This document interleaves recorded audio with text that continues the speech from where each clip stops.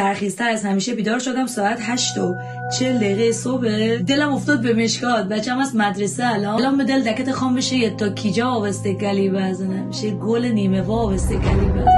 آخ ماماش جان من اشکات بلاره،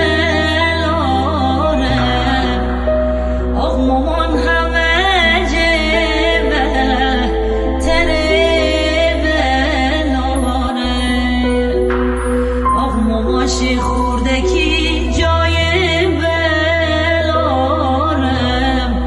آخ ماماش دل